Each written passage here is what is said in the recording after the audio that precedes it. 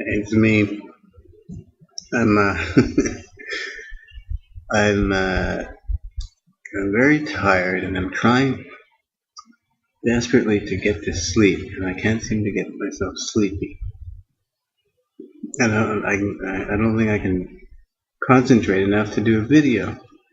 So I thought, since I know you're just dying to find out the answer to that puzzle. Let's see, who would have seen the puzzle?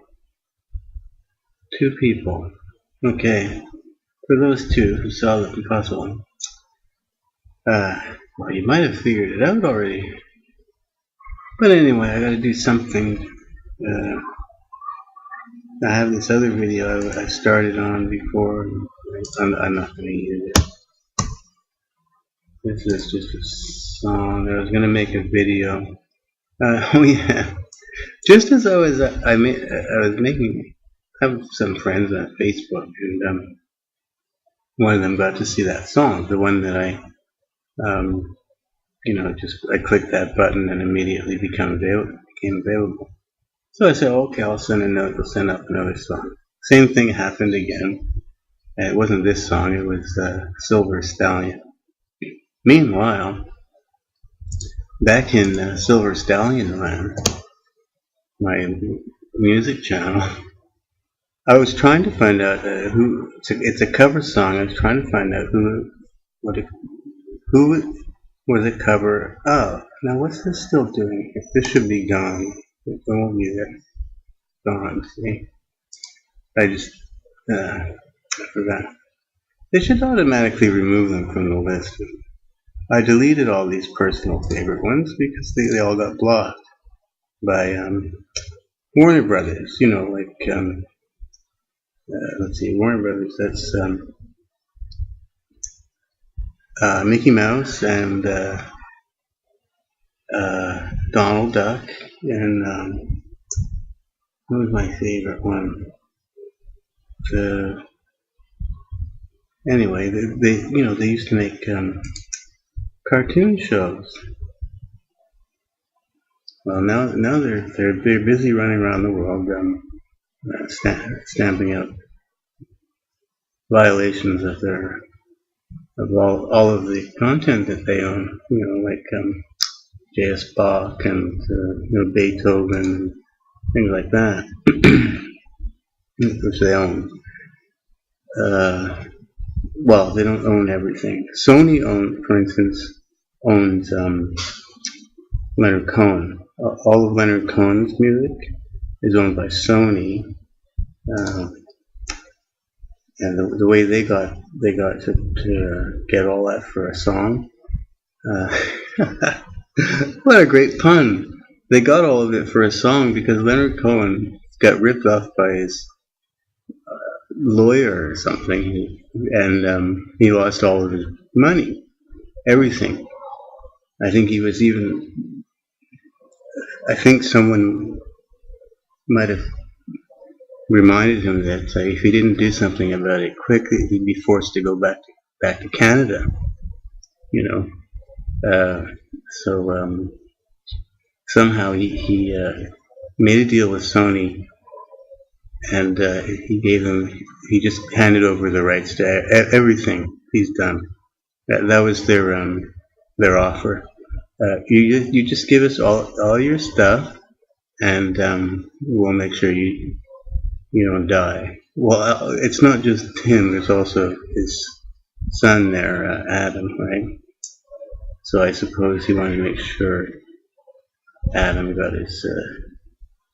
got something out of his father's efforts. At the end of his life, as it stood, he hadn't not only lost all his money, but he was also in debt, highly in debt. He went from millions of dollars in the plus to almost the same in the minus. I think it's covered up. You can probably find the story in the whatever the archives are. Well, so why was I here? I went here and I wanted to find out who was the original author of that song, and three of the five of my personal favorite collections were blocked. And it was like multiple claims, one group, Beggars Group is one of them, and then there was BMI, and that Warner, of course, was, why can't I think of that? The rabbit, what's his name? Bugs Bunny. That's Warner Brothers. Well, these companies, they're very imaginative, and they can change what they're doing from day to day. Like Sony used to make electronic equipment, and now they run lawsuits, and they own all Leonard Cohen. And now see, this one I just uploaded the other day. It's also uploaded here. This is the same content as this. And somehow or other, Sony and others laid claim to three of the songs in here. Never these ones, for some reason. But this one, I don't know why. This one is at a higher frame size than this one, so it could be that maybe nowadays they only care about HQ, these lower quality ones they don't bother with, because hardly anybody watches them, see, hardly any views at all. This one's only got 70,000. But this one here with 28 views is a big deal. Well, I actually filed a counter complaint for this one, because this here recording, and all of these recordings were recorded on one of the free stages at the Jazz Festival in Montreal. And that festival is paid for by the citizens of Montreal, which I'm one, in fact. So I'm one of the owners of this content. And of course, the government and some other contributors, and all of them were listed in the credits, and the credits contain no claim of copyright for the material, nor could it, because this show is provided free on the free stage. There's no admission charge. You show up and you just sit and watch, and you don't pay. So that means it's a free. Well, it was free when they recorded it, and I don't think that something that started out being free can suddenly become not free. But maybe the way things go, it wouldn't matter though, because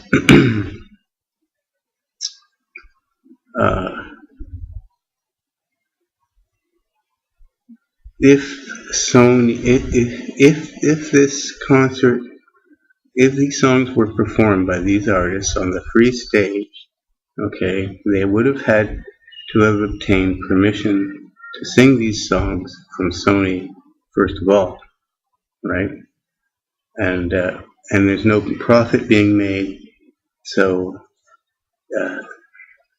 Sony would be well aware that these performances were not made for any profit purposes and were offered freely, and they would have had permission.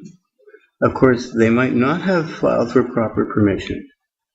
Like Leonard Cohen here, if he wants to sing one of his own songs in a public arena, he has to get permission from Sony to do that, because he doesn't own any of his music. And any of Sony's music that he used to own.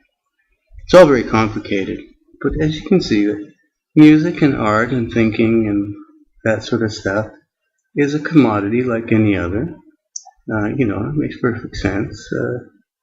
Like physics, maybe Warner, if they get enough money together, they could buy physics and then charge royalties for people using physics, and teaching physics would be prohibited without a special permit from Warner Brothers or Sony or another one of these great big media conglomerates. Chemistry is a good example of something that would be eligible now, has been eligible, even though nobody's done it. But in theory, there's no reason why a person couldn't buy Newton's laws, and prohibit everyone else from using them unless they paid a fee. And if you think that's crazy and that's impossible, then just think again because of this craziness. Remember, this man, Leonard Cohen, would be breaking the law if he performed in public one of his own songs. All right. The answer to the puzzle. Now, the reason I know the answer to the puzzle came up by accident once. Yes, I know. You saw the word system time. I did have a function, but I lost it. Now let's see if I can demonstrate it easily. I want to get rid of all this.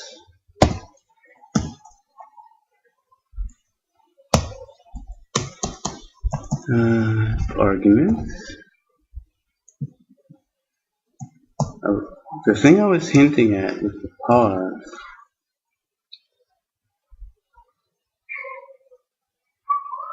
will become obvious in a minute. Okay, here's the command line for this program. All right. Now, what I did last time is I took away one of these quotations, and it didn't stop even when I ran it outside of the debugger. Let's see if it's still true.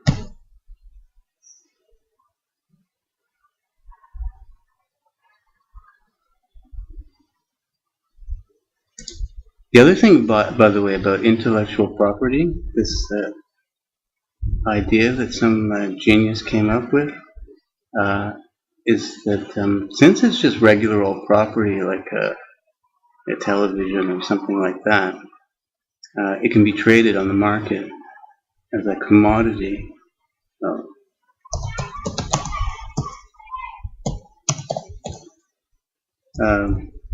As well, before all that and during all that time, corporations were granted the same legal status, maybe a little bit higher, as human beings. So, there's a limitation on how long a human being can own something, but not on a corporation, because a corporation, in theory, could live forever. They're not restricted in their lifetime. All right, so if I don't do anything, it disappeared. Okay, now we'll try printing something out first. Hello.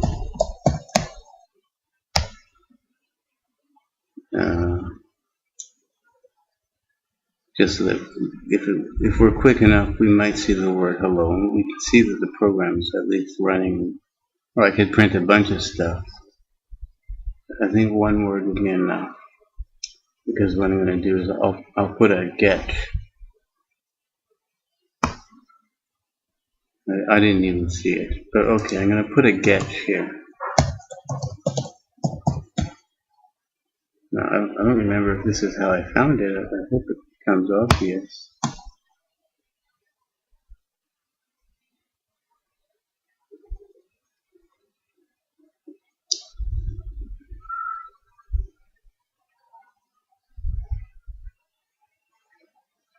You can also barter for intellectual property, right? Okay. Now that doesn't do it.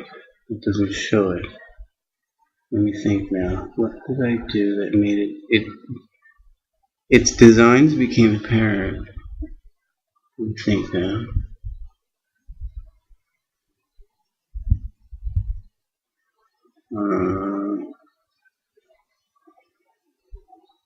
How did I see it? I had the thing that is happening came up visually. But I would have had to do something to cause that.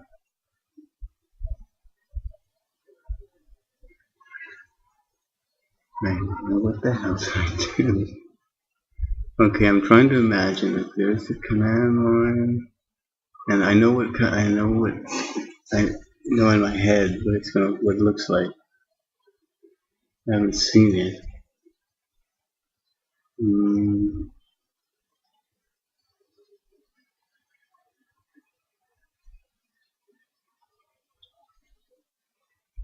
Maybe we'll try this. Does that do anything? This doesn't have spaces either. Maybe I should add some spaces. The reason I did this was because I wanted to prove to myself that a single quote, way back in the DOS days, that a single quote was enough. Hey. I could have, maybe that'll do it.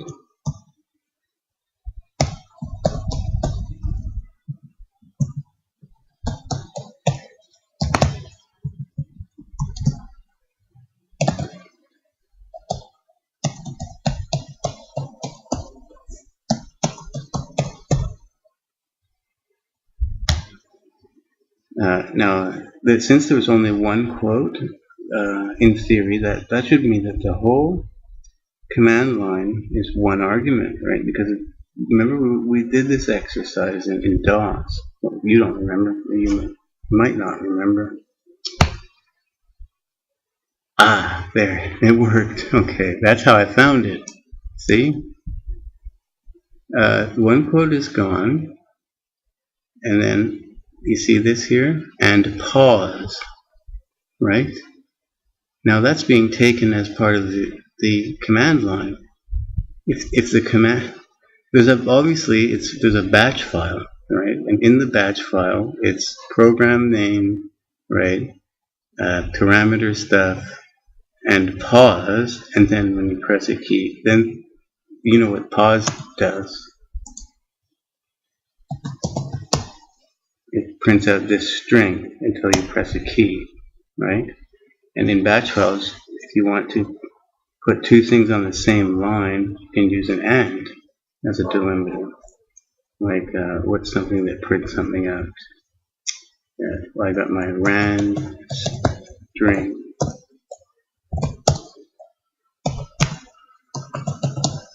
The program or batch file? Program. Okay. ed rand. Suppose I wanted it to do this, and then I want it to pause, and then I want it to do it another time, or I want to echo something else.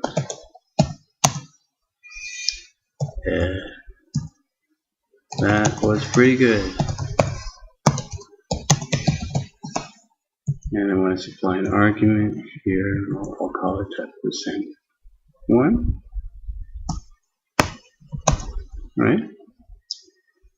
And what that will do is this doesn't take arguments. Anyway, I'll just show you the use of using the pause on the same line as the thing, and then this won't get done until I hit OK. See? It did the rand string part, and now I gotta press a key, and then it went on. Now, if it turns out that I put a quote here, well, by the normal rules of dealing with program arguments, that means that everything left on that line is one single argument, right?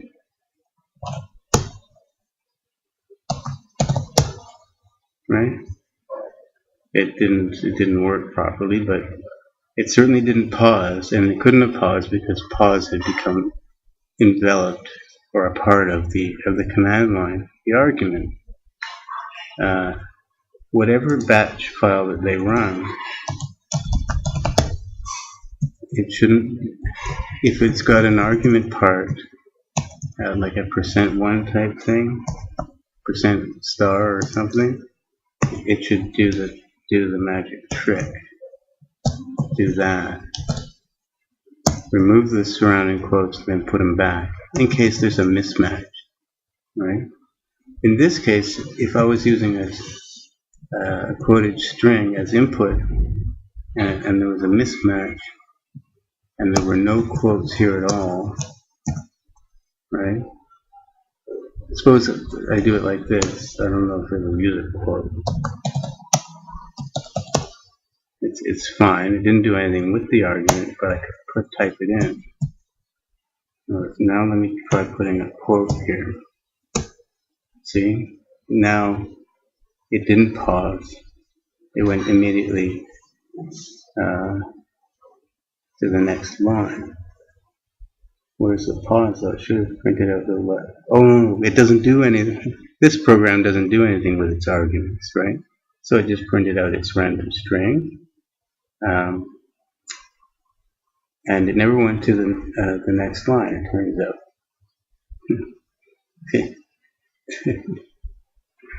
Oh, but this program doesn't print a character in line feed. There's no echo or anything there. So that's the answer. That's the reason why that happens. So now that explains why this program behaves differently depending on the environment that you run it under. Here's my argv1. Okay. If I say hello world %Windows, or it's not Windows, Winter or whatever. Okay.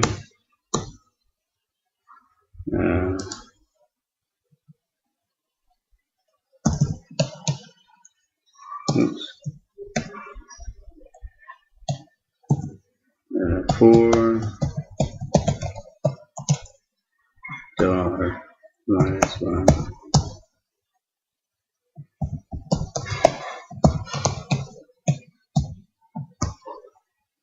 Oops, and index +1. I always get this confused. That should work, right? We have to get. It's going to print out starting at index 1 up to this -1. If there is no arguments, then this will be 1 and that'll be 0, and it won't do anything. So in this case, it should print out 3 things. Now I want to run it in the 2 scenarios. So let me just step into here, and I'll do it slowly, and you'll see that it behaves in a certain way when I'm running it in here, in the way that you would have expected it would behave. Oops, F10. Hello world %Winder, right? F5. There's no pause at the end. Now if I run it with Control F5, it's going to use a batch file. It's going to run this program in a batch file and take all the arguments from here and put them in along with the batch file. And so that'll be in the context of a batch file. In the context of a batch file, %Winder isn't %Winder. It resolves to it's an environment variable, and it'll become some value. Right? This was run from a batch file. You know what the batch file looks like. There's an and pause at the end, and here it's waiting on and pause, and then the batch file terminates. This says command, but that's not correct. It secretly, this is running a batch file. I don't know how they've hidden it from here. Usually the batch file is indicated in the title bar, but that's easy to fix, because you can set the title bar on one of these things. Nice title. Well, see? So if you normally when you're running something like edit, see it's got edit here. But you could, if this was in a batch file, and I'm running a batch file, I could just change the title to remove that part. Now my title's all messed up. Okay, well there you go. I hope you enjoyed the answer to the puzzle. And yet another rant. I don't care about those videos getting deleted. I'm quite surprised that they remained there as long as they did. I mean, there were 5 hours worth of music, right, taken directly from albums, one after another, and not a peep from anything, not even like a content match ID. But it's just today I had made a comment, and I mentioned one of those videos in a comment on a popular thread somewhere, and then somebody must have found it. And so whatever had happened there wasn't done automatically. A human being went ahead, and in fact I know that for certain, because of the order in which the things were removed. It was only the ones that you could see immediately in the list, right? They didn't scroll over more to see if there were any more. There were 2 more that didn't get blanked out, and they had just as much music, and the person that did it had to have been a human being, and human beings make mistakes. See you.